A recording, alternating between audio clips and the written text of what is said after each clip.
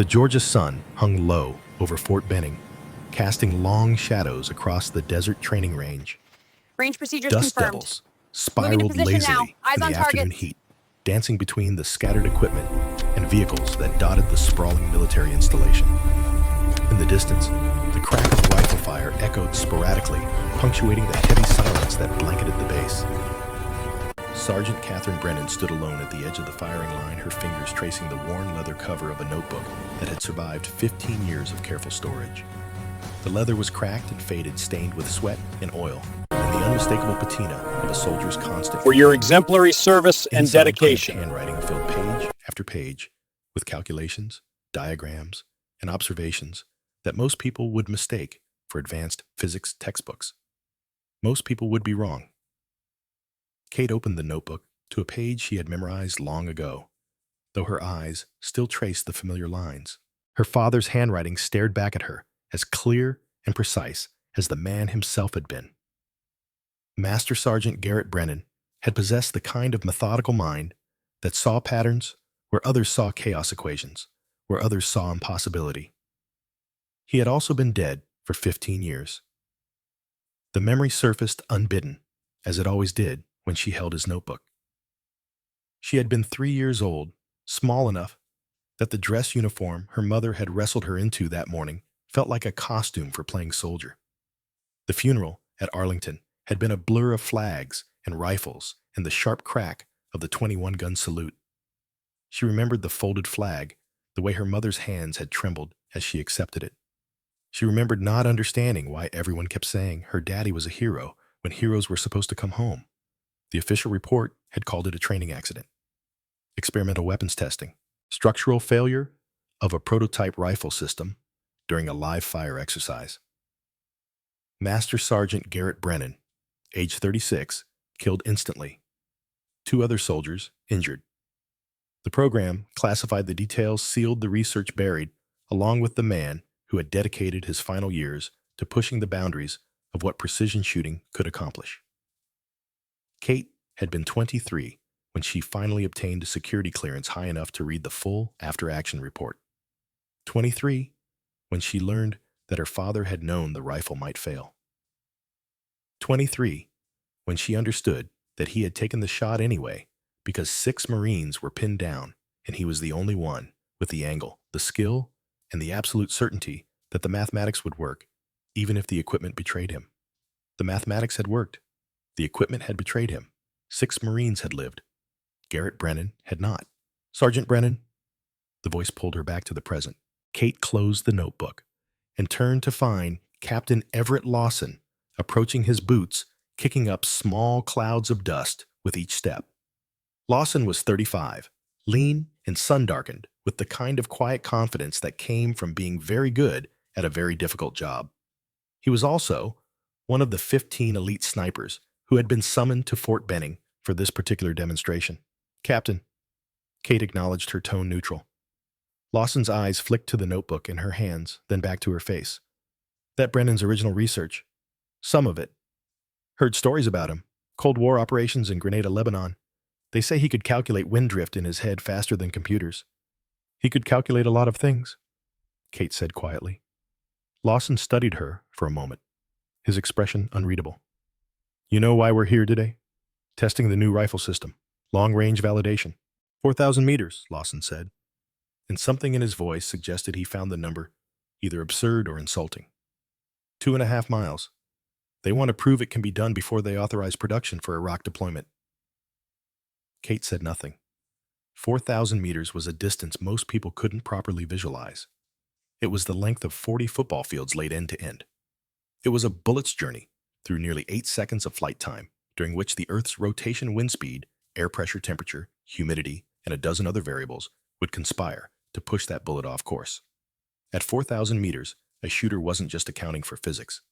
They were predicting it, wrestling it into submission through mathematics and instinct and absolute mastery of their craft. At 4,000 meters, the difference between a perfect shot and a complete miss could be measured in millimeters of barrel movement or fractional degrees of scope adjustment. They've brought in the best, Lawson continued. 15 shooters, elite sniper school graduates, combat veterans, men who've made confirmed kills at ranges most soldiers only dream about. He paused. Why are you here, Sergeant? You're reconnaissance, not a sniper.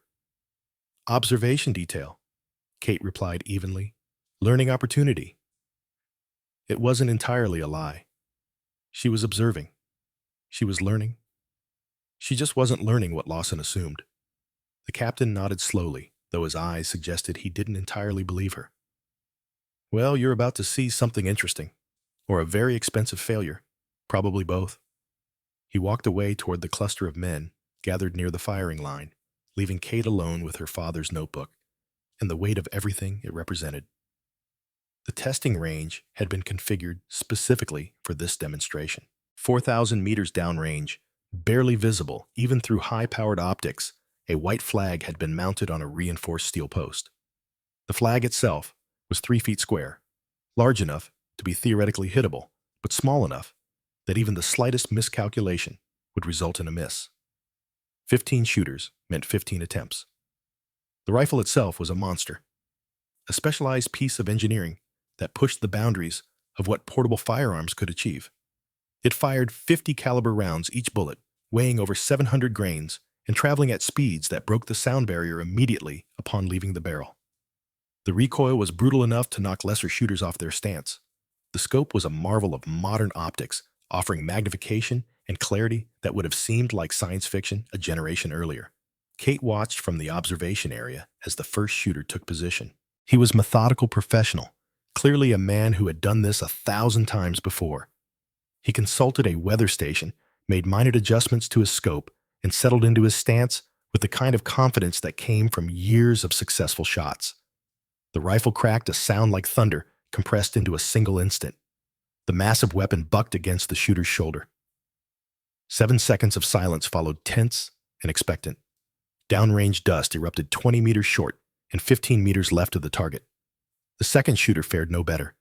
His shot went long, sailing over the target to impact somewhere in the empty desert beyond. The third shooter came closer, his bullet striking within 10 meters of the flag, but close didn't count when the target was the size of a bedsheet and the distance was measured in miles. By the 8th shooter, a pattern had emerged. Every man was skilled, experienced, confident.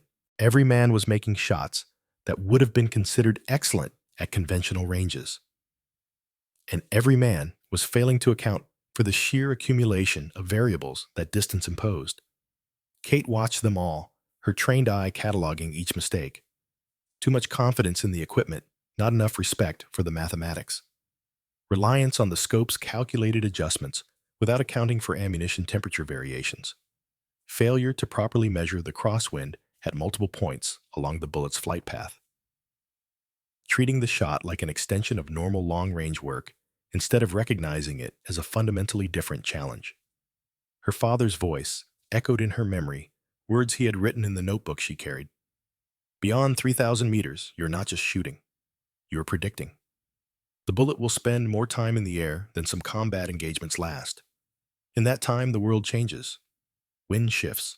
Temperature fluctuates. The earth literally rotates beneath the bullet's path. Master this, and you're not a sniper. You're a prophet. The 15th shooter stepped up to the line. Captain Lawson, she noted. He took his time, more time than any of the others had taken. His preparation was meticulous, his focus absolute. When he finally took the shot, the watching officers leaned forward slightly as if proximity might somehow influence the bullet's flight. 7 seconds stretched into eternity. The bullet impacted 3 meters from the target, closer than anyone else had come, but still a miss. Lawson stood his jaw tight with frustration. Around him, the other shooters exchanged glances, some frustrated, some relieved they weren't alone in failure. Near the command tent, a cluster of high-ranking officers conferred in low voices, their body language suggesting disappointment and recalculation. General Aldrich Thornton stood slightly apart from the other officers, his weathered face unreadable. At 67, Thornton carried himself with the kind of presence that came from decades of command, from making decisions that saved lives and decisions that ended them. He had been a captain during the Grenada operation in 1983, a major during Lebanon, a colonel during Panama. He had watched the Cold War transition into new conflicts, new enemies, new challenges that required new solutions. He had also been Garrett Brennan's commanding officer. Kate saw the moment Thornton noticed her. His eyes, sharp despite his age, locked onto her position at the observation area. Recognition flashed across his features, followed by something more complex. Guilt, perhaps, or memory, or the weight of decisions made 15 years ago that still carried consequences. The general's voice cut across the range parade ground sharp despite not being raised. Is there anyone else? Any sniper here who thinks they can actually hit something? The words were a challenge. Frustration and disappointment compressed into a single question. 15 of the Army's best shooters had just failed at a task the Pentagon had deemed crucial for future operations. 15 attempts to validate a weapons system that had cost millions in development. 15 failures that called into question whether the human element could match the theoretical capabilities of the equipment. Silence answered Thornton's question. The shooters looked at each other, at the distant flag still mockingly intact, at anything except the general's eyes. Kate felt the notebook's weight in her hand, felt the accumulated knowledge of 15 years of secret study, civilian competitions, entered under false names. Physics equations, worked and reworked in the early morning hours before PT. Felt her father's presence not as a ghost, but as a legacy, a challenge, a promise unfulfilled. She stepped forward. Sir, I'd like to try. The effect was immediate and dramatic. 15 sets of eyes swiveled toward her. Conversation stopped mid-sentence. Even the wind seemed to pause, as if the desert itself was holding its breath. General Thornton's expression shifted through surprise, recognition, and something that might have been either hope or dread. When he spoke, his voice carried a weight that suggested he was addressing more than just the woman in front of him. Sergeant Brennan. Not a question. An acknowledgement. A recognition of history repeating itself, or perhaps finally completing a circle that had been broken 15 years ago. Captain Lawson found his voice first among the other shooters. General, with respect, Sergeant Brennan is reconnaissance. She's not part of the sniper program. I'm aware of Sergeant Brennan's official posting, Captain. Thornton's eyes never left Kate's face.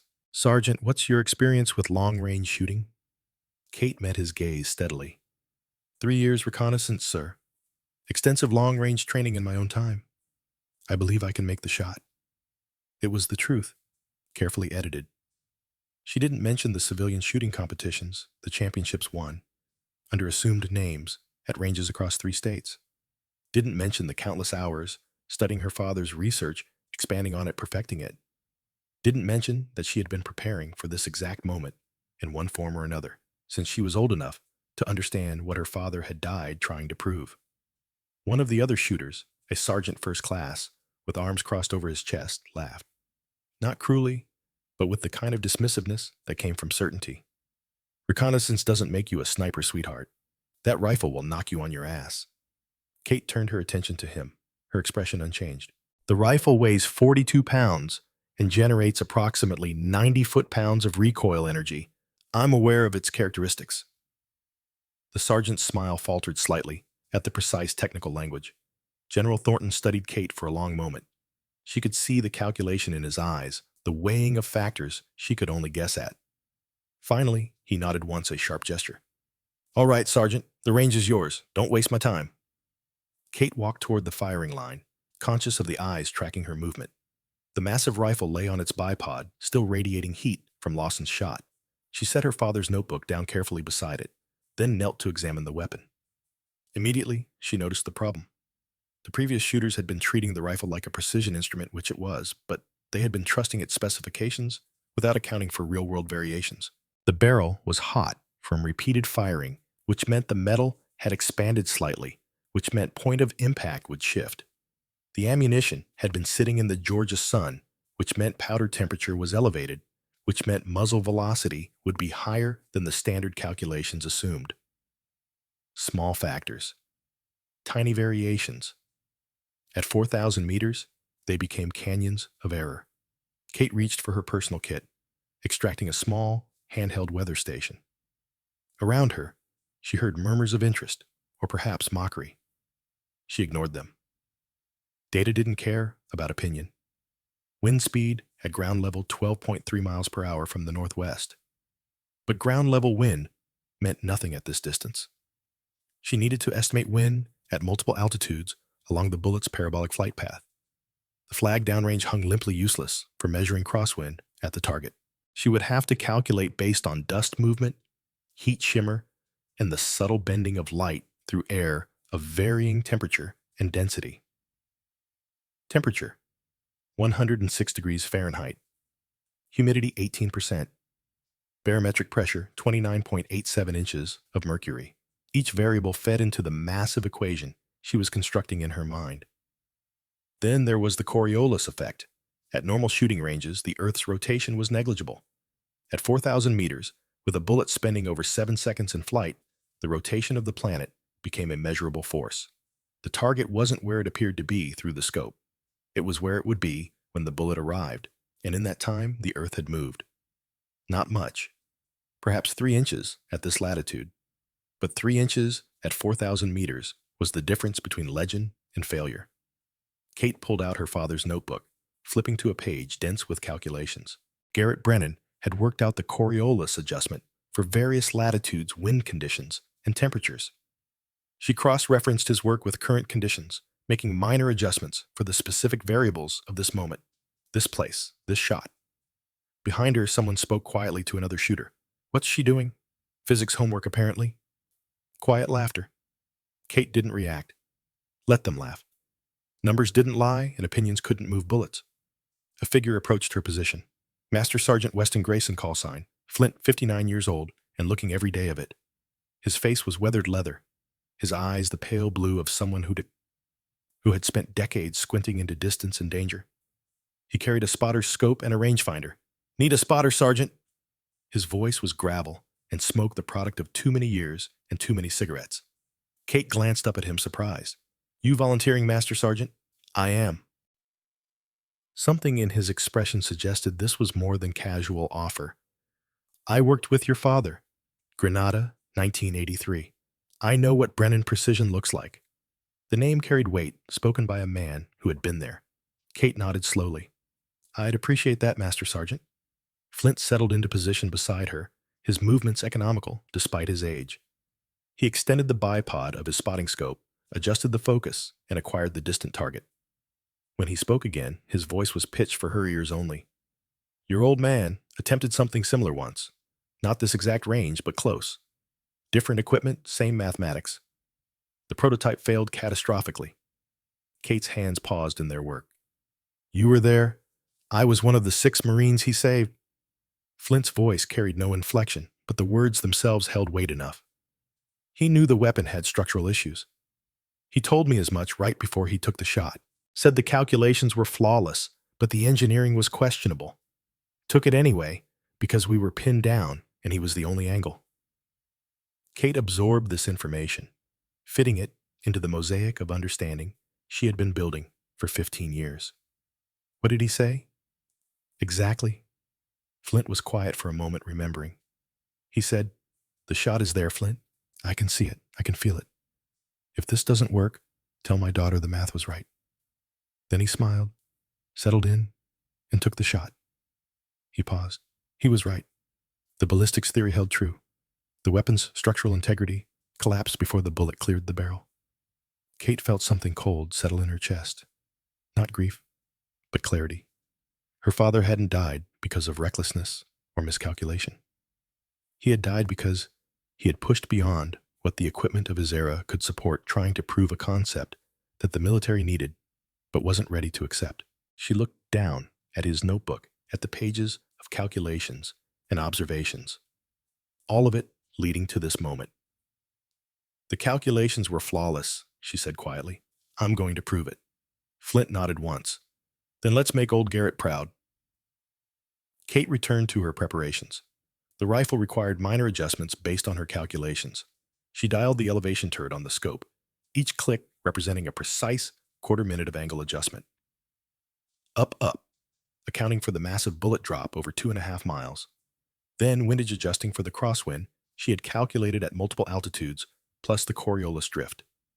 The numbers aligned in her mind, like gears in a perfect mechanism. Distance 4,000 meters. Bullet drop 47.6 feet. Wind drift estimated at 19 inches left. Coriolis effect 3.2 inches right. Ammunition, temperature, elevation increased. Muzzle velocity by estimated 12 feet per second, requiring minor elevation reduction. Barrel heating minimal effect at this range, but accounted for. All of it compressed into scope adjustments, measured in fractions of an inch at the turret, translated into feet of correction at the target. She settled into position, behind the rifle, feeling its weight, its balance. The stock fitted against her shoulder, solid and immovable. Her cheek found the proper weld against the stock's comb. Her eye aligned with the scope, and the world collapsed into a small circle of magnified distance. 4,000 meters away, the white flag hung motionless in the afternoon heat. Kate's breathing slowed, a conscious effort to control her heart rate. In through the nose, slow and steady. Out through slightly parted lips, releasing tension and doubt. Her pulse steadied, dropping from its normal 68 beats per minute down toward the low 50s, the product of countless hours of cardiovascular training specifically designed for this kind of precision work. Around her, the observation area had fallen completely silent. 15 elite shooters, multiple officers, General Thornton himself, all watching a reconnaissance sergeant attempt what they had all failed to achieve. Kate ignored them. Her world had narrowed to the scope, the crosshairs, the distant flag, and the vast equation of variables that separated intention from execution. Flint's voice came from beside her, professional and steady. Wind at target estimated light and variable. Mirage indicates temperature gradient. Range confirmed 4,000 meters exactly. Scope adjustment. Set. Kate replied, her voice calm. Elevation 47 MOA. Windage 2.5 MOA left, accounting for Coriolis right. Copy, on your account. Kate's finger found the trigger, the pad of her index finger settling into the precise position her father had described in his notes. Not the crease of the first joint, but the soft pad just before it. Control came from the finger alone, never from the hand or arm. The trigger was a surprise that she herself created a gradual increase in pressure that would eventually overcome the rifle's resistance without her conscious knowledge of the exact moment. Her breathing found its rhythm. Slow inhale, slower exhale. In the pause between breaths, in the space where the body was perfectly still and the heartbeat minimized, that was where the shot lived. She could almost hear her father's voice, one of the last entries in his notebook that she had memorized years ago. The perfect shot isn't about the rifle. It's about understanding what the bullet sees. Patience, mathematics, and the absolute certainty that when all variables align, the universe itself will bend to precision. Kate waited. Not minutes, but seconds that felt like hours. Waiting for the wind to settle, for her heartbeat to find its lowest point, for the crosshairs to steady on the exact point in space where the flag existed in the present and where her bullet would arrive in the future. Then, in a moment, she felt more than calculated, everything aligned. Her finger increased pressure. The trigger broke crisp and clean. The rifle exploded with sound and fury, 42 pounds of weapon trying to leap backward against the bipod and her body. The recoil drove into her shoulder with bruising force, but her stance absorbed it perfectly. Her body a solid platform that refused to yield. The bullet left the barrel at over 2,800 feet per second, beginning its long arc through the desert air. 7 seconds of eternity began. The massive projectile climbed, riding the angle Kate had given it, rising above the heat shimmer and dust to reach the apex of its parabolic flight path. At its highest point, nearly 80 feet above the ground, it began to descend. Gravity and air resistance wrestled with velocity and momentum. Wind pushed at the bullet from the left. The Coriolis effect tugged it slightly right. Temperature and humidity affected its passage through the air. Through his spotting scope, Flint tracked the vapor trail, barely visible, even with high magnification. His voice was tense, professional, calling what he saw. Shot away. Good trajectory. Rising to apex. Wind drift apparent, but within parameters. Bullet descending. Target zone approaching. 4,000 meters away in a space smaller than a man's torso. Reality and calculation prepared to either validate or destroy, 15 years of dedication. The bullet completed its journey. Impact.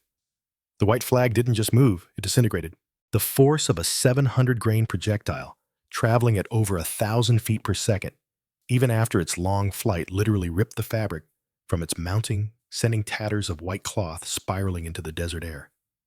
The steel post rang like a bell, visible even at this distance as it vibrated from the impact. For one endless heartbeat, silence held the range. Then Flint's voice steady despite the awe beneath it. Perfect hit. Dead center mass. Target destroyed. The silence shattered. 15 elite shooters erupted in spontaneous reaction, some shouting in disbelief, others simply staring at the distant target zone where impossible had just become accomplished fact. Officers moved toward the firing line, some immediately reaching for binoculars to confirm what the spotter had called. Kate calmly extracted the spent shell casing still hot enough to sting her fingers. She set it beside her father's notebook, a brass monument to physics and persistence. Only then did she allow herself to exhale fully, releasing tension she hadn't consciously acknowledged holding. Flint was looking at her with an expression that mixed respect and something deeper. Your old man would be damn proud, Sergeant. That wasn't just a good shot. That was Brennan precision. Before Kate could respond, General Thornton reached her position.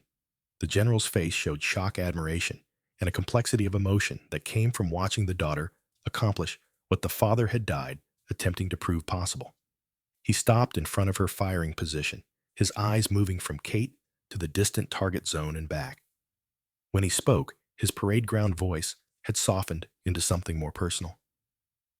Sergeant Brennan, in 30 years of service, I have never witnessed a shot of that caliber.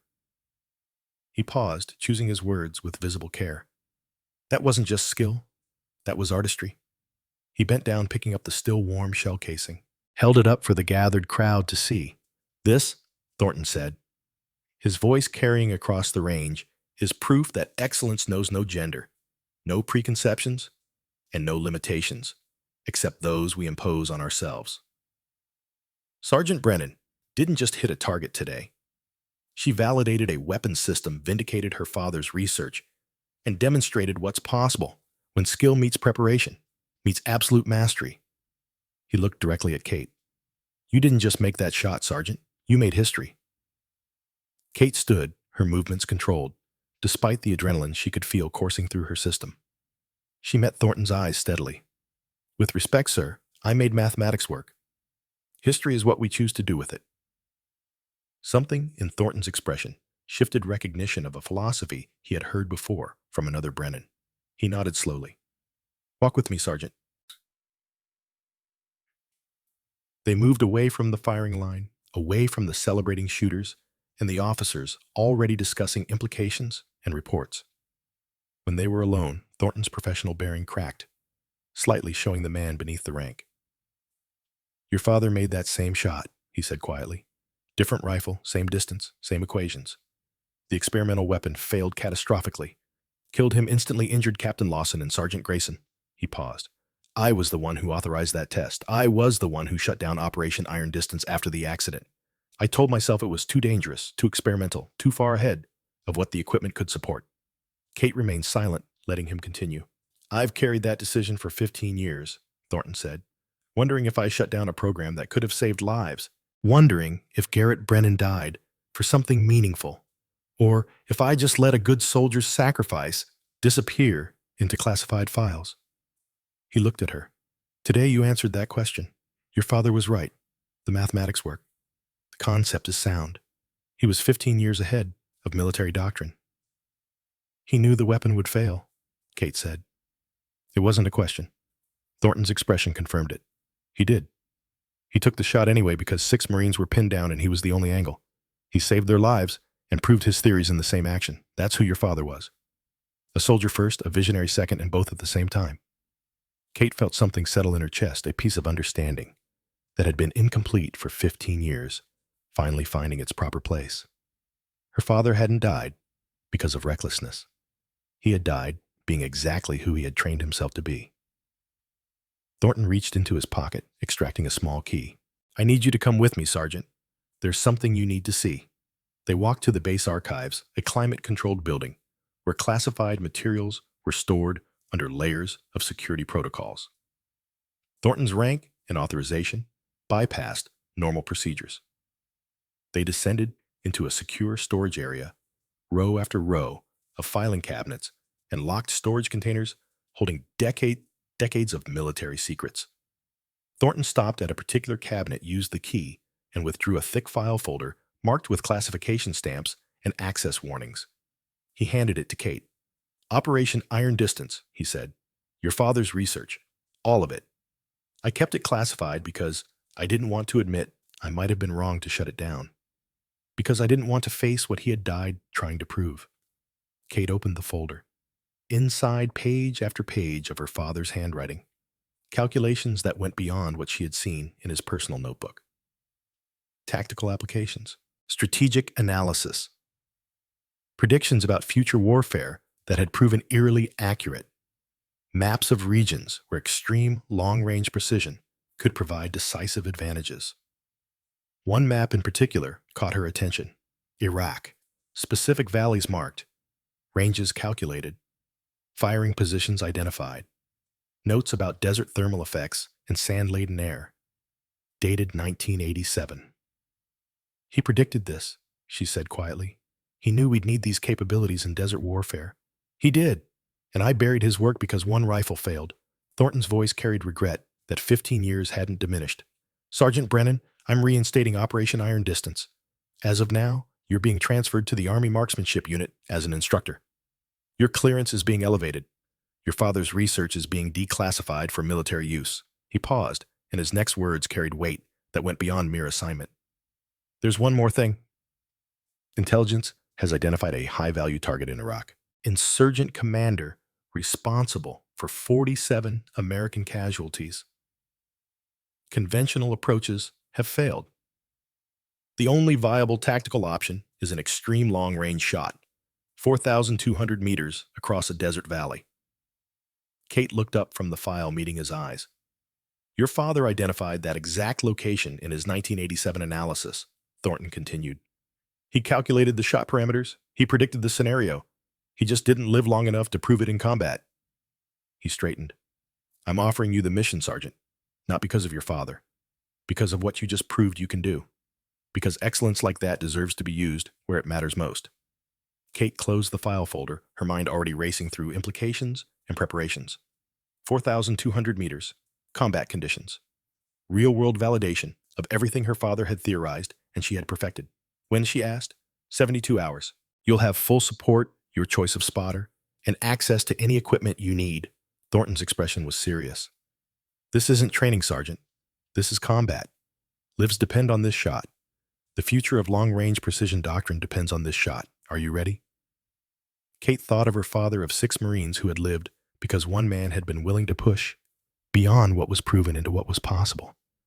Thought of 15 years of preparation, of secret competitions and midnight calculations, and a promise she had made to herself at age 8, standing in front of a grave at Arlington. She met the general's eyes steadily. "I've been ready for 15 years, sir. Give me the mission brief." Part 2. Steel and Skepticism. The Army Marksmanship Unit occupied a sprawling complex at Fort Benning, a collection of ranges and training facilities that represented the apex of military precision shooting doctrine. Kate arrived 3 days after her demonstration shot, carrying 2 duffel bags and her father's notebook. The morning sun was already pushing the temperature toward uncomfortable, promising another scorching Georgia day. The main instructional building was utilitarian, all concrete, and purpose-designed by people who cared about function rather than aesthetics. Inside, the air conditioning fought a losing battle against the heat. A sergeant major with 30 years of hard lines etched into his face directed her to the briefing room where the other instructors were gathering. Kate pushed open the door to find 12 pairs of eyes turning toward her. All male, all older than her 28 years, all wearing expressions that ranged from curiosity to barely concealed hostility. At the head of the room stood Colonel Donovan Pierce, 61 years old, and looking like he had been carved from the same granite as the mountains where snipers learned their trade. His silver hair was regulation short, his uniform pressed to razor edges, his bearing that of a man who had spent 4 decades in service and intended his final years to maintain the standards he believed had made the Army what it was. Pierce's eyes found Kate and stayed their assessment, turning to something colder. "Gentlemen," he said, not looking away from her, "this is Sergeant Brennan. She'll be joining the instructional staff." The silence that followed carried weight. One of the instructors, a master sergeant with arms like bridge cables, cleared his throat. "Joining as what, sir? Administrative support? As a shooting instructor?" Pierce replied, his tone flat. "Direct orders from General Thornton." The temperature in the room seemed to drop, despite the struggling air conditioning.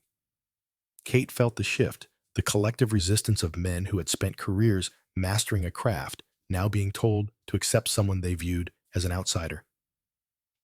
Pierce gestured to an empty seat. "Sergeant Brennan, sit.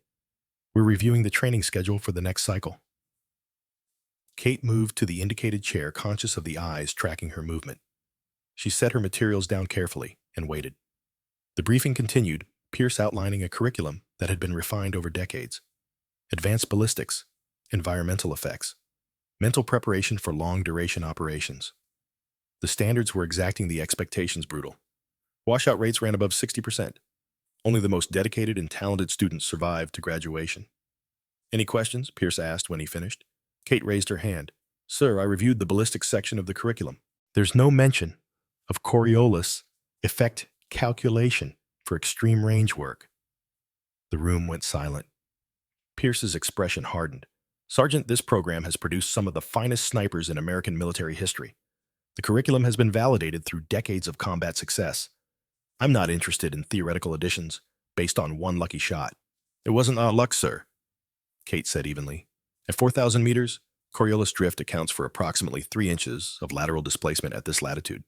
That's the difference between hit and miss. One shot doesn't make you an expert sergeant." Pierce's voice carried an edge now. "It makes you someone who got fortunate once. Teaching requires consistency. Proven methodology, not parlor tricks designed to impress generals." Kate met his eyes. "My father developed the methodology, sir. I perfected it. His equations are sound." At the mention of her father, something shifted in Pierce's expression. Not softening, but a different kind of hardness. "I knew your father, Sergeant Brennan. Garrett was a talented shooter. He was also reckless. His experimental approach got him killed, and 2 other good soldiers injured. I opposed Operation Iron Distance then, and I oppose its resurrection now." The words hung in the air like cordite smoke. Around the table, the other instructors watched the exchange with the fascination of men watching 2 dominant animals establish hierarchy. Kate kept her voice level. "With respect, sir, my father's research saved 6 Marines. His equipment failed. His mathematics didn't. His mathematics put him in a position where equipment failure was fatal," Pierce countered. "That's not advancement. That's recklessness dressed up as innovation." He stood, signaling the briefing's end. "You're here because General Thornton ordered it. You'll instruct in basic ballistics only. The advanced curriculum remains unchanged." "Understood. Yes, sir." The other instructors filed out, some casting backward glances at Kate, others pointedly ignoring her. When the room emptied, Kate remained seated, processing the encounter. She had expected resistance. She hadn't expected it to be led by someone who had known her father. The door opened again. Captain Everett Lawson entered, closing it behind him. He leaned against the wall, arms crossed. "That went well," he said dryly. Kate looked up. "You were there when my father died." It wasn't a question. Lawson's presence and Pierce's mention of 2 injured soldiers suddenly made sense. Lawson nodded slowly. "I was a lieutenant then, fresh out of advanced sniper school, assigned to the experimental weapons testing unit. Your father was the lead shooter, I was secondary. We were testing a prototype rifle system designed for extreme range work." He paused. Pierce was the colonel overseeing the program. He had doubts about the whole operation, thought we were pushing too far beyond proven doctrine. "What happened?" "Your father knew the rifle had structural issues. The manufacturer had flagged potential barrel stress problems, recommended more testing. But we had Marines pinned down in a training scenario, gone wrong no other angle, and the equations said the shot was possible." Lawson's voice was matter of fact, but his eyes held memory's weight. "Garrett told Pierce he could make it. Pierce authorized the shot. The weapon failed catastrophically, killed your father instantly. I was standing 3 feet away. Caught shrapnel in my shoulder and leg. Sergeant Grayson took fragments in his arm. Kate absorbed this, fitting it into her understanding. Pierce blamed himself. Pierce blamed your father. Said Garrett pushed too hard, convinced Command to take unnecessary risks, got himself killed through arrogance. Lawson shook his head. I never saw it that way. Your father knew exactly what he was doing. He calculated the risk and decided 6 Marines' lives were worth it. That's not arrogance. That's being a soldier. But Pierce shut down the program. He did. Classified all the research, buried your father's work, made sure Operation Iron Distance died with Garrett Brennan. Lawson moved toward the door, then paused. Fair warning, Sergeant. Pierce doesn't want you here. He'll make things difficult, and some of the other instructors will follow his lead, because that's how chains of command work, official and otherwise. I can handle difficult, Kate said. Lawson smiled without humor. I believe you can, but handling it and changing minds are different things. You made one incredible shot. Now you need to prove it wasn't luck, and you need to do it while teaching students who don't think you belong here. He opened the door. Good luck, Sergeant. You're going to need it. The next morning, Kate faced her first class. 20 students, all male, all graduates of basic sniper school, all selected for advanced training based on exceptional performance. They filed into the classroom with the confidence of men who knew they were elite. Kate stood at the front beside a whiteboard covered in ballistic equations. She waited until they settled, noting the body language. Arms crossed, skeptical expressions, whispered comments that weren't quite quiet enough. Good morning, she began. I'm Sergeant Brennan. For the next 6 weeks, I'll be teaching advanced ballistics and environmental calculation. A hand went up. The student was perhaps 25, built like he spent his off hours in the weight room. Sergeant, is it true you're not a graduate of the sniper program? That's correct. I'm reconnaissance. Murmurs rippled through the class. Another hand. Then how are you qualified to teach advanced sniper doctrine? Kate had expected this. I'm qualified because I can do what you're here to learn. I'm qualified because I made a 4,000-meter shot 3 days ago under observation by 15 elite snipers, all of whom missed the same target. One shot, someone in the back said. Could be luck. Kate walked to the window, gestured outside to the range visible in the distance. There's a target at 1,600 meters, iron sights only. Who wants to verify whether it's luck? No one moved. No volunteers? Kate picked up a rifle from the equipment rack, an M24, with its scope deliberately removed. She checked the chamber, verified the weapon, and moved to the doorway. Then observe. She didn't set up properly. Didn't take time for extensive calculations.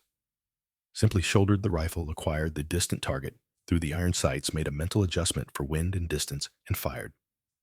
1,600 meters away, visible through the classroom's spotting scope, the target took the hit 2 inches from center mass. Kate returned to the front of the class. Luck requires chance. Precision requires understanding. Let's discuss why that shot worked. The next hour covered bullet trajectory wind calculation and the mathematical relationship between distance and accuracy. Kate didn't lecture. She asked questions, forcing the students to work through problems, exposing gaps in their understanding. By the end of the session, the skepticism had shifted. Not disappeared, but changed from dismissal to cautious interest. They still doubted her belonging in the instructor role, but they couldn't deny what they had witnessed. Over the following days, a pattern emerged. Kate taught her assigned classes with methodical precision. She demonstrated techniques, explained the mathematics, and consistently performed at levels that silenced criticism through sheer competence. The students who came to her classes skeptical left them thoughtful. But the resistance from other instructors remained. Colonel Pierce found reasons to critique her methods, questioned her curriculum additions, made pointed comments about proper military hierarchy and respect for established doctrine. 2 weeks into her assignment, Kate was summoned to Pierce's office. The colonel sat behind a desk covered in neat stacks of paperwork, each stack aligned with geometric precision. He gestured to a chair. Sit, Sergeant. Kate complied. Pierce studied her in silence for a long moment. You're causing problems, he said finally. Sir, your students are questioning established curriculum. They're asking other instructors why we don't teach Coriolis calculations, why we don't emphasize environmental physics, why the standard program differs from your approach. Pierce's expression was granite. You've been here 2 weeks, and you're undermining instruction that has worked for decades. I'm teaching what works at extreme ranges, sir. The students are responding because the mathematics are sound. The mathematics are theoretical, Pierce countered. One shot under controlled conditions doesn't validate a curriculum change. Then let me prove it's not theoretical. Kate kept her voice even. The next scheduled demonstration for Pentagon observers. Let me shoot. Multiple targets, various ranges, real-world conditions. If I fail, I'll stop pushing curriculum changes. If I succeed, we add the methodology to the advanced program. Pierce leaned back in his chair. You're that confident? I'm that prepared, sir. Something flickered in Pierce's eyes. Calculation, perhaps? Or memory of another Brennan making similar claims with similar confidence. All right, Sergeant. The demonstration is in 3 days. You'll shoot under the same conditions as all other instructors. No special considerations. Multiple targets from 1,000 to 3,800 meters. You'll have the same time limit, same ammunition allocation, same environmental conditions as everyone else. Understood, sir. And Sergeant, Pierce's voice dropped. If you fail, you're done as an instructor. Back to reconnaissance. Your father's research stays buried. Clear? Crystal, sir? Kate spent the next 72 hours in preparation, not on the ranges, but in study. She reviewed her father's notes, cross-referenced them with current meteorological data, and ran calculations until the numbers existed in her mind as naturally as memory. On the morning of the demonstration, she woke at 0400 and ran her normal physical training routine. 6 miles at a steady pace, followed by an hour of strength work, physical preparation, as mental ritual, reminding her body what it was capable of when her mind demanded performance. The demonstration began at 0900. Pentagon observers occupied a reviewing stand. 3 colonels and a brigadier general, all present, to evaluate whether the marksmanship unit deserved continued funding at current levels. 6 instructors would shoot demonstrating various ranges and conditions. Kate was scheduled last. She watched the others perform. They were good, genuinely skilled, making shots that would have seemed impossible to conventional soldiers. 1,000 meters, 1,500, 2,000. Each instructor hit their targets with professional competence. Then it was her turn. The range master called out her first target, 1,000 meters stationary moderate crosswind. Kate settled into position, rifle already configured for the range. She acquired the target through her scope, made a minor windage adjustment, and fired. Perfect hit. 1,500 meters moving target variable wind. The moving target traveled on a track system simulating a walking enemy combatant. Kate calculated lead time, wind drift, and fired. The target jerked from the impact. 2,000 meters elevated position, thermal distortion present. This was where many shooters struggled. Heat shimmer at midday created optical distortions that threw off range estimation. Kate compensated by aiming slightly higher than the visual indicator suggested, trusting mathematics over sight. The shot connected. The range master's voice carried a note of interest now. 2,800 meters extreme, crosswind ammunition, temperature elevated. Kate took her time with this one. The crosswind was gusting, inconsistent, difficult to predict. She fired between gusts during a momentary lull, her experience recognized before it fully formed. Another hit. 3,800 meters, maximum range for this demonstration. Stationary target, all environmental factors in play. This was the shot that mattered. Not as far as her qualifying shot had been, but under scrutiny, with her future in the instructor program hanging on the result. Kate closed her eyes for 3 seconds, felt the wind, sensed the air temperature, let her father's training and her own preparation synthesize into certainty. She opened her eyes, acquired the target, made her final adjustments, and fired. 7.3 seconds of flight time. Perfect center mass impact. The observers in the reviewing stand exchanged glances. Quiet conversation erupted among them. The other instructors stood in small groups, their expressions mixed. Some impressed, some clearly unhappy. Colonel Pierce approached Kate's position as she cleared the rifle and stood. His face was unreadable. 5 targets, 5 hits, 0 misses, he said. Then loud enough for others to hear, that was the best demonstration shooting I've witnessed in my 39 years of service. Kate waited. There was more coming. She could see it in Pierce's bearing. However, Pierce continued, exceptional shooting doesn't necessarily translate to effective instruction. nor does it validate wholesale curriculum changes based on one person's methodology. He paused. But I'm not the only decision maker here.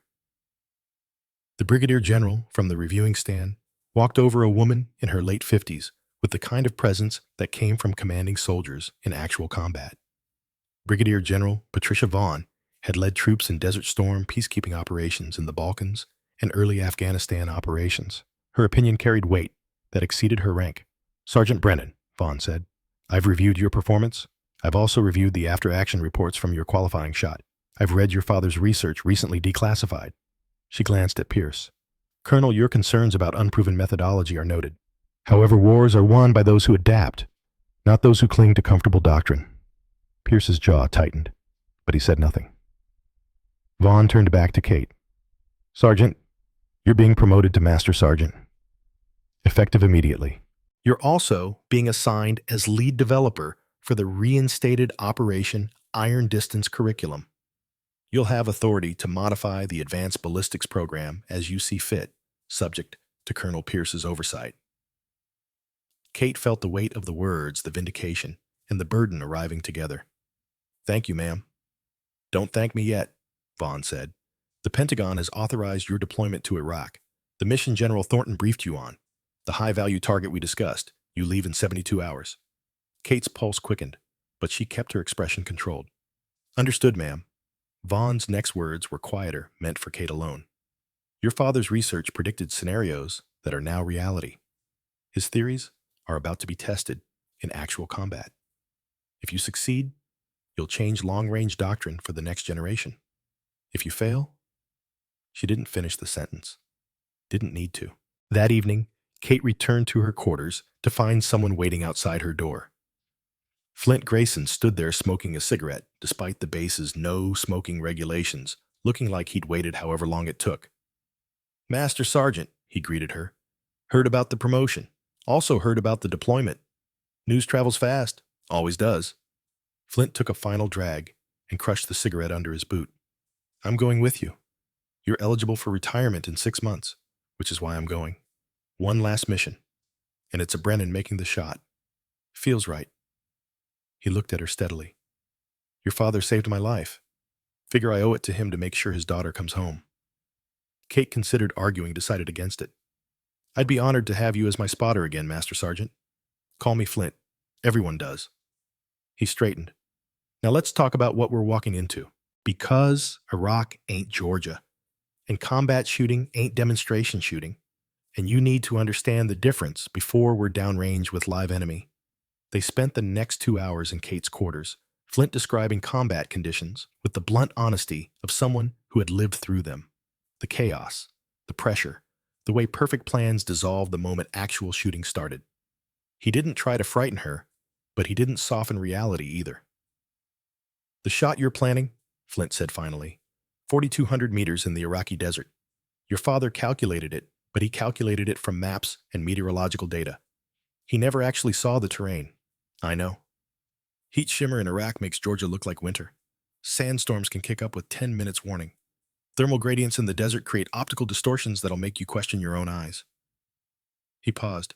And that's before we add in enemy activity time pressure and the fact that if you miss, a lot of people die. Kate met his eyes. Are you trying to talk me out of this? No. I'm trying to make sure you understand what you're accepting. Flint's expression was serious. Your qualifying shot was perfect. Your demonstration today was flawless. But neither of those had real consequences. In Iraq, this shot matters. People live or die based on whether you can translate theory into reality under the worst possible conditions. I know, Kate said quietly. That's why I have to go. That's why I have to make this shot. My father died, proving the concept. I need to prove the application. Flint nodded slowly. Then we better make damn sure we're ready, because your old man was brilliant, but he never had to deal with 4,200 meters of hostile desert between him and a target that shoots back. The next day brought another complication. Kate was in the armory inspecting the rifle she would take to Iraq when Captain Lawson found her. Brennan, we need to talk. His expression was tense. Kate set down the rifle. What's wrong?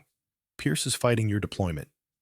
He's filed objections with General Thornton, claiming you're inexperienced for combat operations, that the mission parameters are too similar to the operation that killed your father, that this is sentiment overriding tactical sense. Kate felt cold settle in her chest. Can he stop it? He can delay it. Maybe complicate it enough that they assign someone else. Lawson hesitated. There's more. I overheard Pierce talking to one of the Pentagon liaisons. He's not just opposed to you going. He's opposed to the entire Operation Iron Distance revival. Says it's a waste of resources based on one soldier's theoretical work. He's trying to bury my father's research again. He's trying to bury what got your father killed, Lawson corrected. Pierce isn't evil, Brennan. He's scared. Scared that pushing extreme-range doctrine will get more people killed. Scared that he'll be responsible for another Garrett Brennan. Kate understood, but understanding didn't change necessity. I need to talk to him. That's why I'm here. He's in his office. He'll see you if you go now. Kate found Colonel Pierce exactly where Lawson had indicated, surrounded by paperwork, looking like a man fighting a battle he wasn't certain he could win. Sergeant Brennan. He didn't invite her to sit. I assume you're here about my objections to your deployment. Yes, sir. Then let me be clear. I'm not opposing you personally. I'm opposing a mission profile that mirrors the operation that killed your father. Extreme range, experimental techniques, insufficient operational testing. We're sending you into a situation where failure costs American lives. And success saves them, Kate said. Sir, the target we're discussing has killed 47 Americans. Conventional approaches have failed. This is exactly the scenario my father predicted. This is exactly why he developed these techniques. Your father died because he pushed too far too fast, Pierce said. His voice wasn't angry, just tired. I authorized that shot, Sergeant. I gave him permission to take the test, even though I had doubts. And when the rifle exploded, I held him while he died. I watched a brilliant soldier bleed out because I let innovation override caution. The rawness in Pierce's voice stopped Kate's prepared arguments. This wasn't bureaucratic resistance. This was survivor's guilt, 15 years old and still bleeding. Sir, she said quietly, my father knew the rifle might fail. He took the shot anyway. Not because he was reckless, but because 6 Marines needed him, and he was the only option. That's not a failure of judgment. That's being exactly the soldier the situation required. He had a 3-year-old daughter at home. He had 6 Marines pinned down in front of him. He chose to be the soldier they needed rather than the father I wanted. That was his choice, and it was the right one. Kate took a breath. Sir, you can't protect me from my father's legacy by preventing me from fulfilling it. If you stop this mission, you're not keeping me safe. You're just ensuring that his death meant nothing. Pierce was silent for a long moment. When he spoke, his voice was barely above a whisper. I can't lose another Brennan, Sergeant. I can't carry that weight again. Then help me succeed, instead of trying to stop me from trying. Kate met his eyes. Sir, I'm going to Iraq, whether you approve or not. General Thornton has already authorized it, but I'd rather go with your support than over your objections, because you knew my father. You understood what he was trying to accomplish, and somewhere under all this guilt and fear, you know he was right. Pierce looked at her for a long time. Then he reached into his desk and withdrew a file folder. He slid it across the desk to her. Your father's operational notes for the Iraq Valley shot. Everything he calculated, every contingency he planned for. I kept them. Told myself it was for archival purposes. He paused. Truth is, I kept them, because some part of me always knew someone would need to finish what Garrett started. I just didn't expect it to be his daughter. Kate opened the folder, page after page of her father's handwriting. Terrain analysis, wind prediction, thermal effect calculations, all of it focused on one specific valley in Iraq, one specific shot. There's something else you should know, Pierce said. The mission brief says the target appears twice daily. What it doesn't say is that we only have one attempt. After the first shot, whether you hit or miss the target goes underground. We don't get a second chance. Everything rides on one bullet. Kate absorbed this.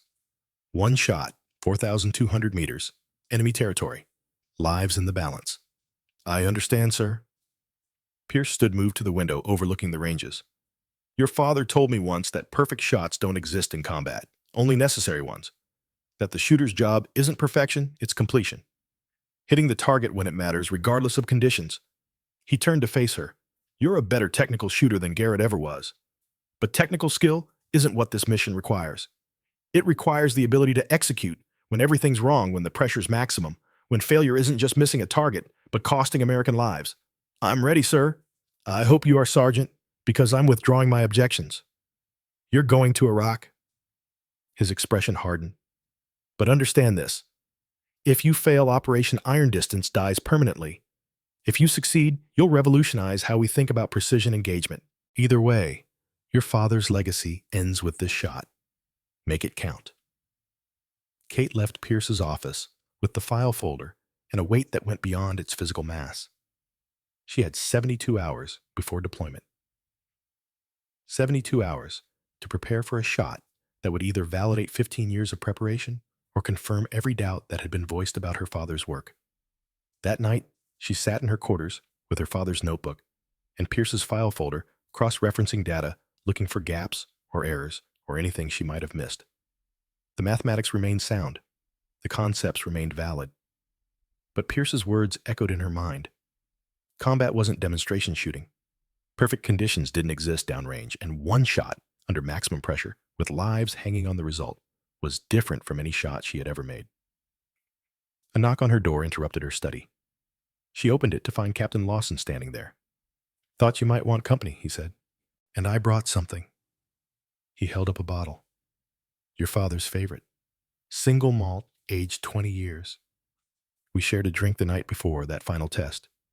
Figured you might appreciate the tradition. Kate let him in. They sat at her small table, and Lawson poured 2 glasses. To Garrett Brennan, Lawson said, raising his glass. Brilliant, stubborn, and right about things the rest of us couldn't see. To my father, Kate echoed. They drank in silence for a moment. Then Lawson spoke. Pierce told me about your conversation. He's scared, but he's not wrong to be scared. This shot is everything your father died trying to prove. And if you miss, I won't miss, Kate said. Lawson studied her. That's what your father said. He had the same certainty, the same absolute confidence in his calculations. And he was right. His equations worked. The equipment failed him. The equipment won't fail you in Iraq, Lawson agreed. But 100 other things might. Wind, heat, enemy activity, your own nerves. He paused. I'm not trying to shake your confidence. I'm trying to make sure you understand that confidence alone isn't enough. You need backup plans, contingencies, the ability to adapt when conditions change. Kate nodded slowly.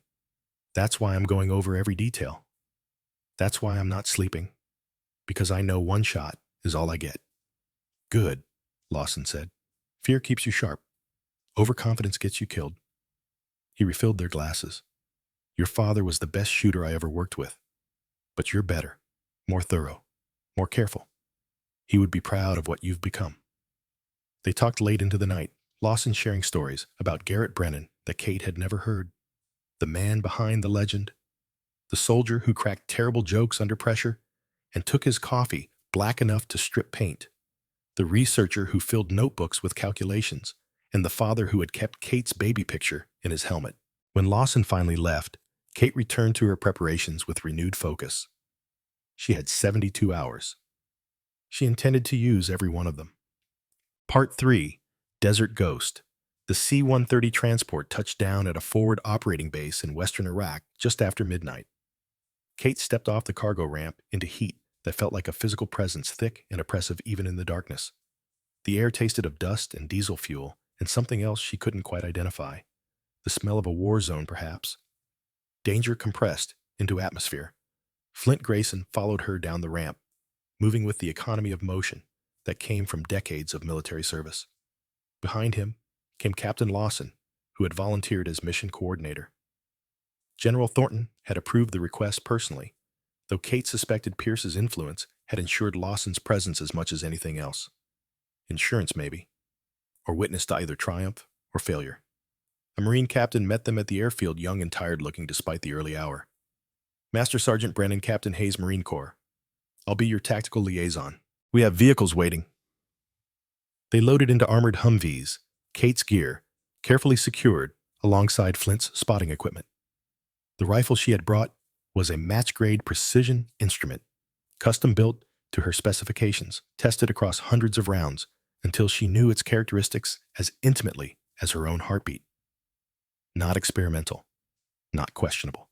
Proven equipment for an unproven mission.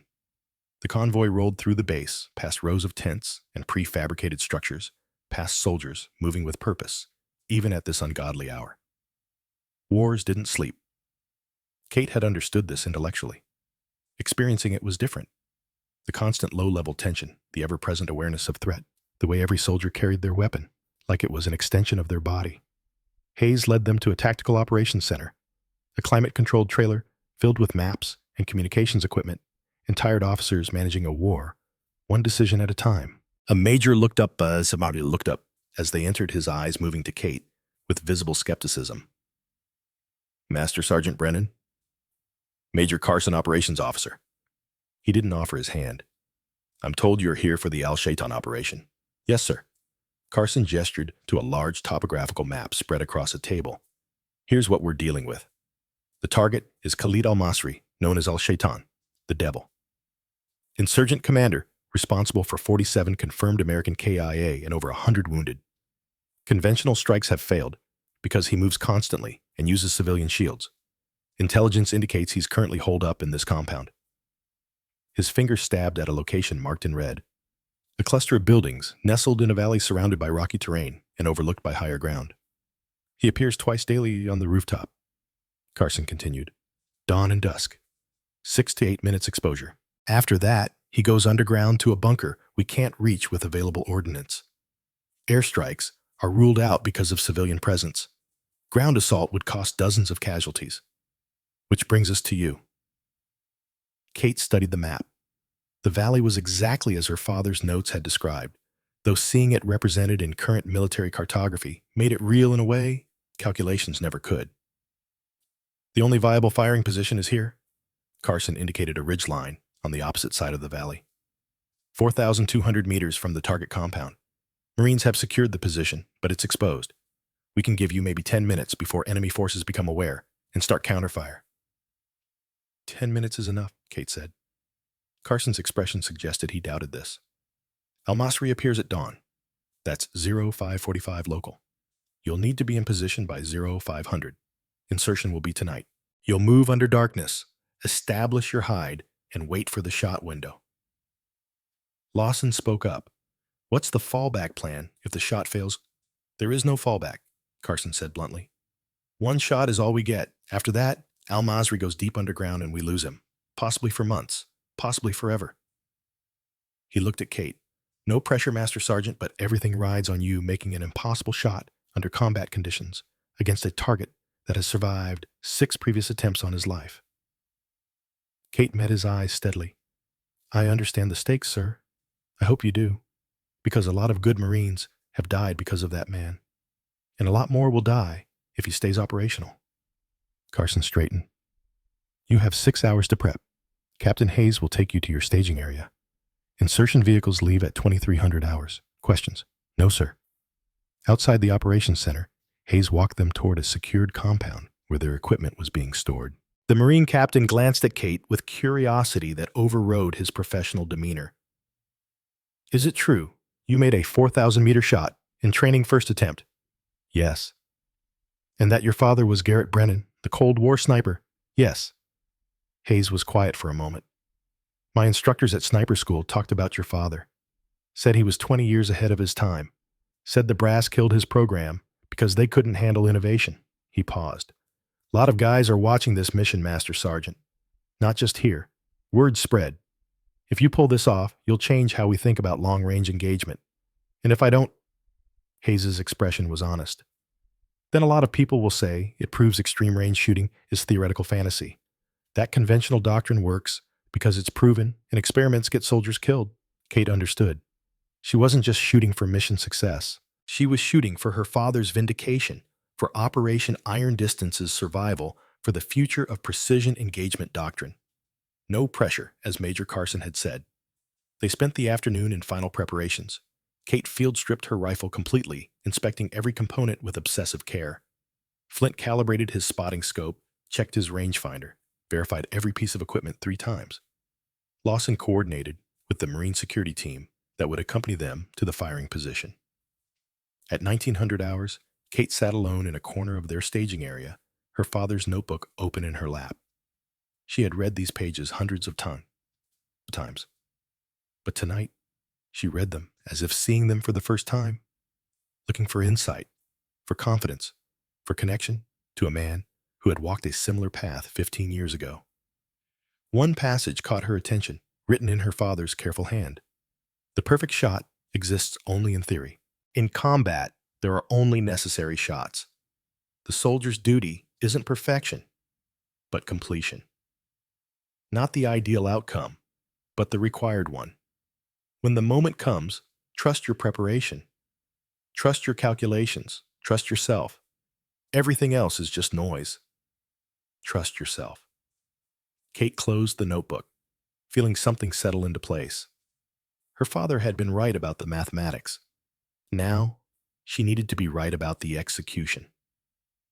At 2300 hours, they loaded into armored vehicles for the movement to the firing position.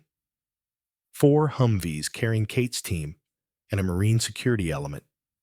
The convoy moved without lights, drivers using night vision equipment to navigate roads that were less roads than suggestions of paths through hostile terrain. The movement took 3 hours slow and careful to avoid detection.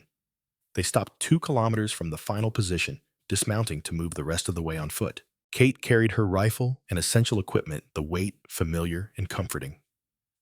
Flint moved beside her, his breathing steady despite his age. The Marines spread out in tactical formation weapons, ready, eyes scanning for threats that could materialize from any shadow. The final approach was a climb ascending the ridgeline that would give them the angle they needed. Kate's legs burned from the exertion, her body protesting under the weight of gear and the stress of movement through dangerous ground. But she had trained for this countless hours of physical preparation, specifically designed for exactly these conditions. They reached the firing position at 0300. The Marines immediately established a defensive perimeter while Kate and Flint set up their equipment. The position offered a clear view across the valley, though in the darkness, Kate could see little beyond vague shapes and deeper shadows. Hayes approached, keeping his voice low. "We'll hold this position until you take your shot. After that, we need to extract immediately. Enemy forces will respond to the sound, and we'll be exposed up here." "Understood," Kate said. Hayes looked at her for a moment. "Good hunting, Master Sergeant." Then it was just waiting. The pre-dawn hours stretched with agonizing slowness. Kate lay behind her rifle, checking and rechecking her equipment. Flint settled beside her with his spotting scope, making minute adjustments to his setup. Around them, Marines maintained watch positions, professional and silent. At 0430, the sky began its gradual transition from black to gray. Dawn came slowly, and the desert light seeping into the world, rather than arriving all at once. As visibility increased, Kate could finally see what she had come to shoot. The valley spread below them, a bowl of ancient stone and scattered vegetation. At its far end, 4,200 meters distant, the target compound squatted like a fortress. Multiple buildings, walls, a rooftop that would serve as Al-Masri's execution ground or her failure point. Flint began calling environmental conditions, his voice a quiet litany of data. Temperature 68 degrees Fahrenheit, rising fast. Wind at shooter position 3 miles per hour from the northwest. Humidity 22%, barometric pressure 29.85. Kate processed the information, began her calculations. But the wind at her position meant nothing. She needed to know wind conditions across 4,200 meters of valley, and that required observation and prediction rather than measurement. She watched the valley through her scope as light increased, watched dust movement, watched how heat shimmer began to form as the sun touched a distant rock, watched the subtle signs that told stories about air movement and thermal gradients and all the invisible forces that would affect her bullet's flight. At 0515, Flint spoke quietly. "We're 30 minutes from the window." Kate settled deeper into her position, finding the perfect interface between body and weapon. Her breathing slowed. Her heart rate dropped. She was entering the state her father had described in his notes, the zone where external noise faded and only the shot remained. Lawson's voice came through their radio monitoring from a position 50 meters back. All stations, we are green for the operation. Master Sergeant Brennan has authority to fire when ready. Kate acknowledged, then focused entirely on the distant rooftop. Through her scope at maximum magnification, she could see details of the building, cracks in the concrete, a satellite dish, the exact spot where intelligence said Al-Masri would appear. 0530, 15 minutes. The heat was building now, the Iraqi sun beginning its daily assault. Kate could feel sweat forming despite the early hour. She ignored it. Discomfort was irrelevant. Only the shot mattered. 0540, 5 minutes. Movement in the compound. Figures appearing on the rooftop. Kate's heart rate spiked momentarily, then settled as discipline overrode excitement. Not yet. Not until she had positive identification. Flint's voice barely above a whisper. Multiple contacts on target roof. Cannot confirm primary target. Kate watched through her scope, her breathing controlled, waiting. The figures moved with purpose, some kind of security sweep. Then one more figure emerged from the rooftop access. Flint's voice gained certainty. Positive ID. Target acquired. Center of roof facing east. There he was. Khalid Al-Masri, the devil. 4,200 meters away, visible as a human-shaped object through Kate's scope. At this distance, she couldn't see his face, couldn't distinguish features. He was a target defined by intelligence photos and marked for death by his own actions. Kate began her final calculations. The wind had shifted slightly now, coming more from the west. 3.2 miles per hour, based on dust movement at mid-valley. Temperature was 82 degrees and climbing, affecting air density. The target was at a slightly lower elevation, requiring adjustment to her ballistic arc. Coriolis effect at this latitude and distance. 3.4 inches of lateral drift. Bullet drop over 4,200 meters, accounting for temperature and humidity. 49.2 feet. All of it compressed into scope adjustments, measured in minutes of angle. All of it riding on equipment that wouldn't fail, and mathematics that her father had proven, and skills she had spent 15 years developing. The target moved to the edge of the roof, looking out over his compound. Exposed, vulnerable, unaware that death was calculating its approach from nearly 3 miles away. Kate's finger found the trigger. 4.3 pounds of pressure required to break the sear and send 700 grains of copper and lead on a mission of execution. Her breathing settled into its final rhythm. In, out, hold. In the hold between breaths, in the space where her body was completely still, the shot lived. She waited. Not for courage, not for opportunity, for the perfect moment, when all variables aligned, when mathematics and instinct confirmed each other, when the bullet's path through space and time became certainty rather than probability. Then it came. Wind lull. Target stationary. Thermal gradient stabilized. Her heartbeat at its lowest point, between systolic and diastolic. Kate increased pressure on the trigger. Smooth, steady, inevitable. The rifle erupted with sound and fury, 42 pounds of precision engineering, trying to tear itself from her grip. But her position was perfect. Her body, a stable platform that absorbed the massive recoil and returned to rest. The bullet left the barrel at 2,900 feet per second, climbing immediately into its ballistic arc. 700 grains of copper-jacketed lead, beginning a journey that would take 8.7 seconds and cover 4,200 meters of hostile desert. Through her scope, Kate lost sight of the bullet immediately. At this range, tracking was impossible. She could only weight her scope, still centered on the target, watching to see if mathematics would triumph over distance. Flint had his spotting scope locked on target, his voice tense. Shot away. Good trajectory. Bullet climbing to apex. Wind drift visible but within parameters. Descending toward target zone. 8.7 seconds felt like hours. Kate's world had narrowed to the small circle of her scope, to the distant figure on the rooftop, to the question of whether 15 years of preparation had been sufficient. The figure on the rooftop jerked violently and collapsed. Flint's voice, absolutely certain now. Hit. Center mass. Target is down. I say again, target is down.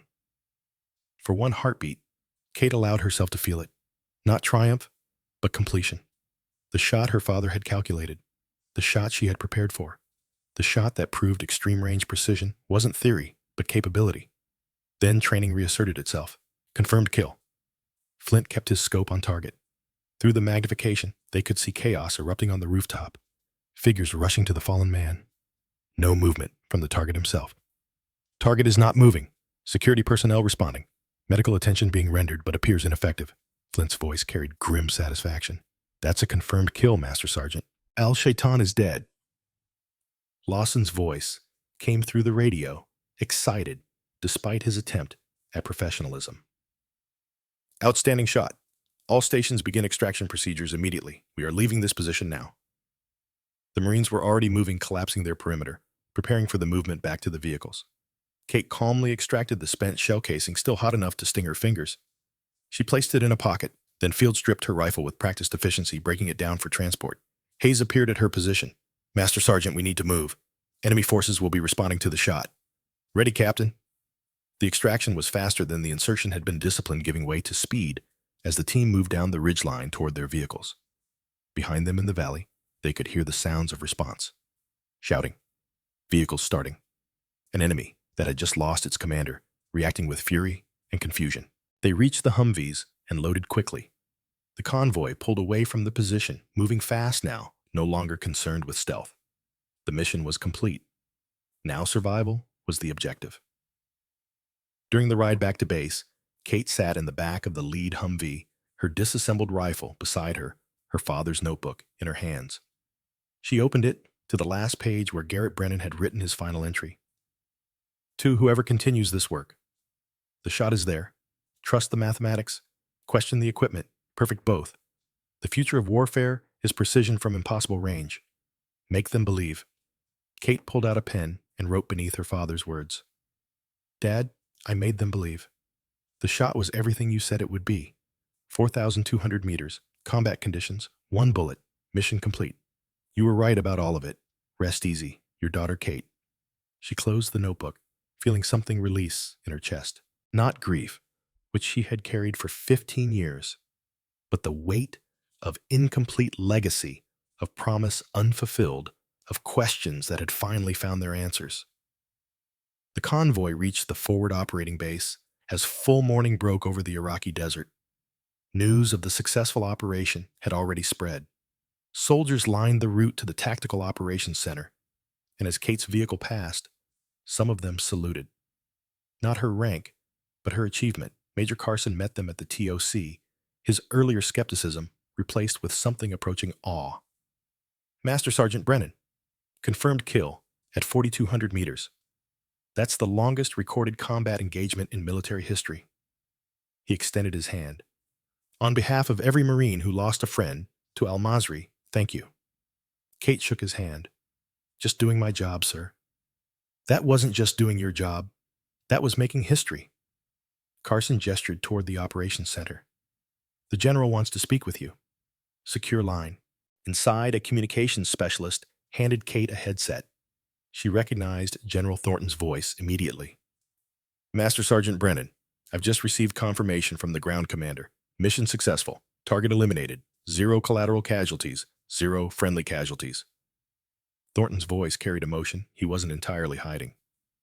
Your father would be proud. Hell, I'm proud. You just proved that Operation Iron Distance isn't theoretical fantasy. It's the future. Thank you, sir. Thank you, Sergeant. Now get yourself home. We have work to do. The return flight to Georgia took 19 hours, multiple transports, and connections, time compressed into exhaustion and reaction. Kate slept in brief increments, her body finally processing the stress and adrenaline of the previous 36 hours. They landed at Fort Benning on a Tuesday morning 3 weeks after Kate's qualifying shot had started everything. It felt like years had passed. She stepped off the transport into familiar Georgia heat, carrying her rifle case and her father's notebook. Colonel Pierce was waiting on the tarmac.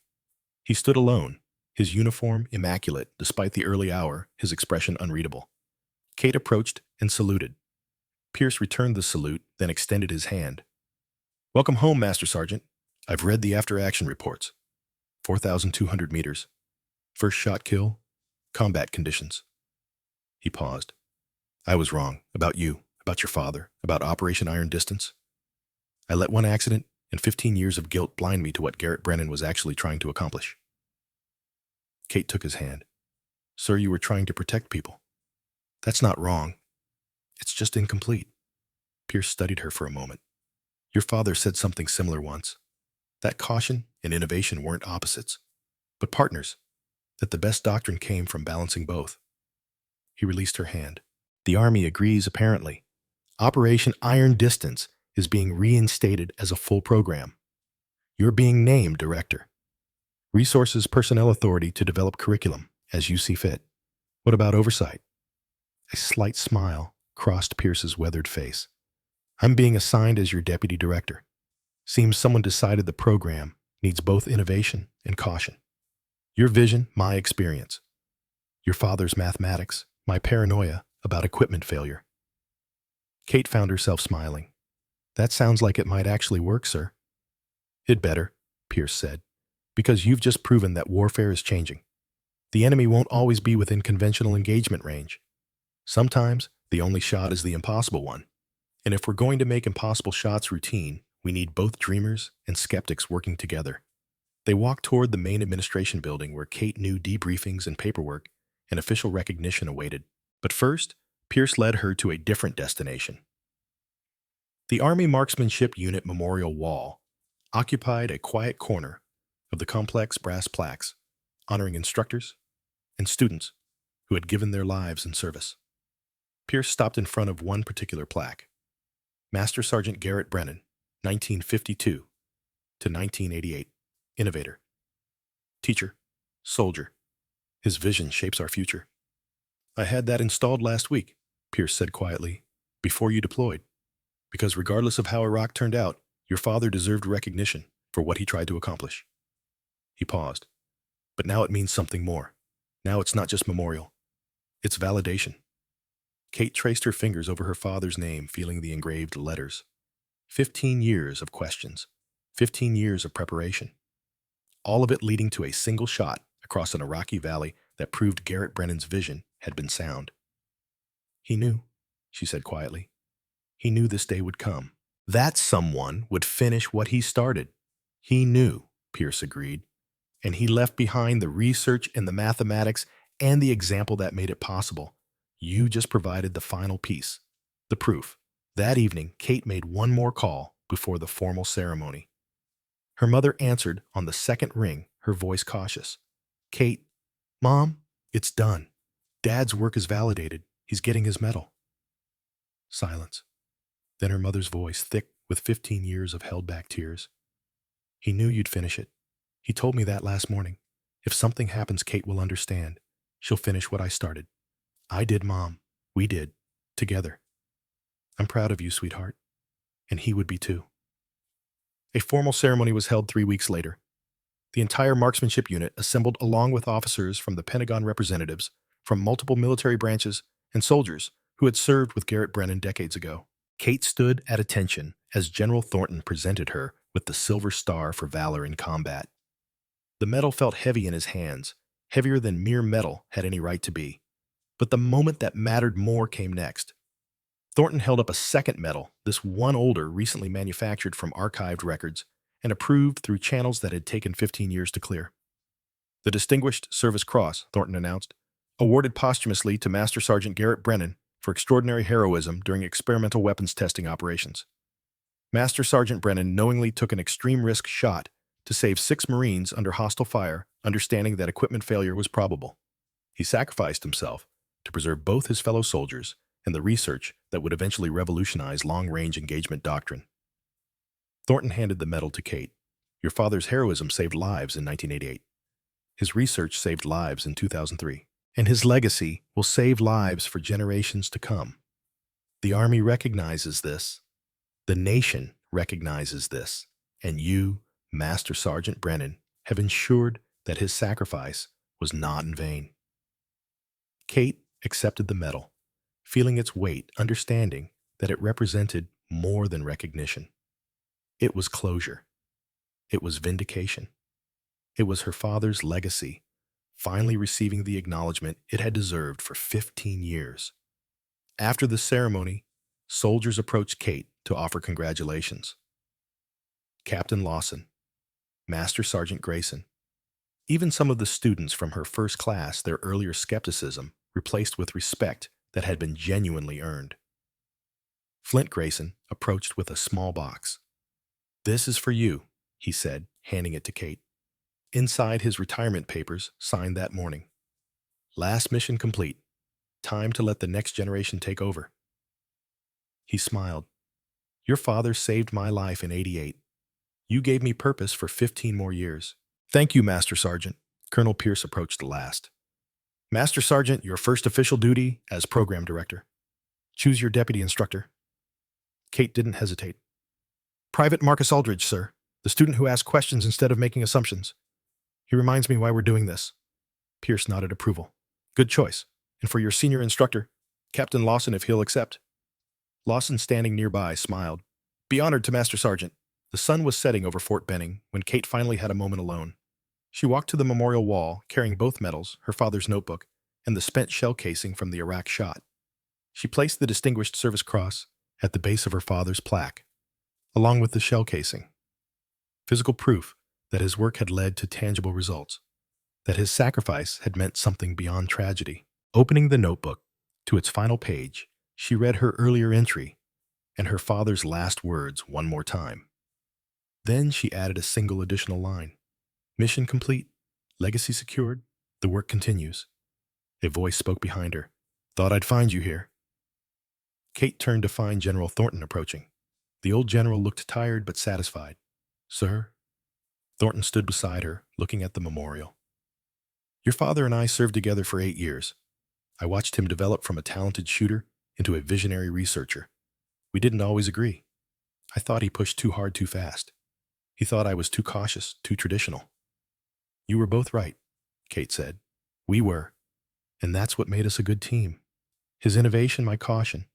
Balancing each other." Thornton paused. "That's what Operation Iron Distance needs going forward. People who dream big enough to see the future and careful enough to build sustainable paths to get there." "I'll do my best, sir. You already have."